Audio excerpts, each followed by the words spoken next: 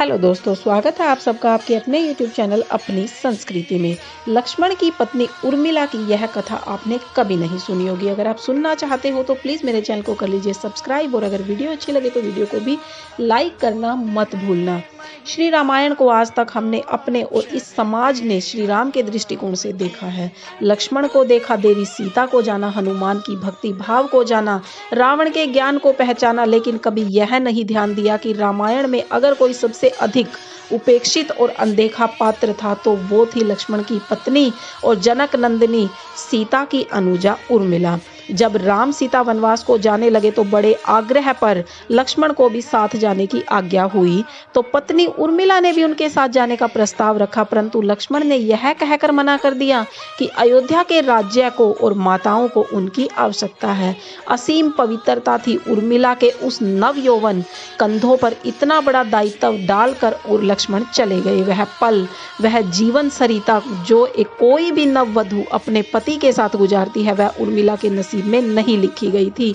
पतिव्रता स्त्री ने जीवन के चंचल पड़ाव पर अपने पति से दूर रहने पर भी लेस मात्र भी किसी और का ध्यान नहीं किया। यह उर्मिला का अखंड पतिव्रत धर्म था। यह उर्मिला की अवर्णित, अचर्चित, अघोषित महानता थी। उर्मिला के महान चरित्र, अखंड पवित्रता, पतिव्रत, स्नेह और त्याग की चर्चा रामायण में अपेक्षित थी, पर वह हो न सका। सबसे विकट क्षणों में भी उर्मिला आंसू न बहा सकी, क्योंकि उनके पति लक्ष्मण ने उनसे एक और वचन लिया था कि वह कभी भी आंसू नहीं बहाएगी, क्योंकि अगर वह अपने दुखों में डूबी रहेगी तो परिजनों का ख्याल कौन रखेगा। यह कोई कल्पना कर सकता है कि अपने पति को 14 वर्षों के लिए अपने से दूर जाने देना और उसकी विदाई पर एक आंसू भी नहीं बहाना किसी नवविवाहिता के लिए कितना कष्टकारी हो सकता है। कितना हृदय विदारक पल था वह, जब परम पूजनीय महाराज दशरथ स्वर्ग सिधार गए, पर अपने वचन का सम्मान रखने के लिए उर्मिला तब भी नहीं रोई।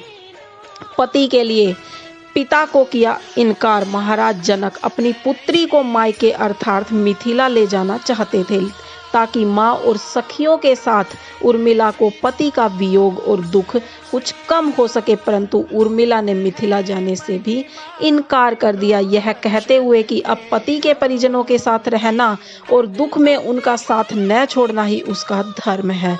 बहुत से लोग इस बात से परिचित हैं कि अपने वनवास के दौरान भाई और भाभी की सेवा करने के लिए लक्ष्मण पूरे 14 साल तक नहीं सोए थे। उनके स्थान पर उनकी पत्नी उर्मिला दिन और रात सोती रही। उनके स्थान पर वो पूरा लगातार सोई। लेकिन यह बात बहुत कम जानते हैं कि रावण के बेटे मेघनाद को यह वरदान प्राप्त था कि जो इंसान 14 वर्षों तक न सोया हो, केवल वही उनको हरा सकता है। इसलिए लक्ष्मण मेघनाद को मोक्ष दिलवाने में कामयाब हुए थे।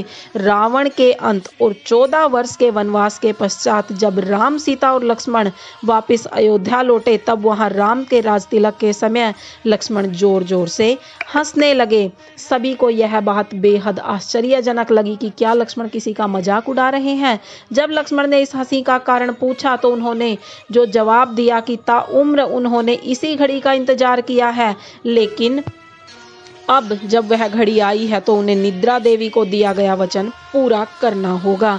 उन्होंने वनवास काल के दौरान 14 वर्ष के लिए जो उन्हें दिया था, लक्ष्मण ने नहीं देखा भगवान राम का राज तिलक। दरअसल निद्रा ने उनसे कहा था कि वह 14 वर्ष तक उन्हें परेशान नहीं करेगी और उनकी पत्नी उर्मिला उनके स्थान पर सोएगी। निद्रा देवी ने उन्हें यह बात एक शर्त पर मनाई थी कि जैसे ही लक्ष्मण अयोध्या लौटेंगे तो उर्मिला की नींद टूट जाएगी और लक्ष्मण उनके स्थान पर सोएंगे। तो दोस्तों, अगर आप आगे की कहानी जानना चाहते हो तो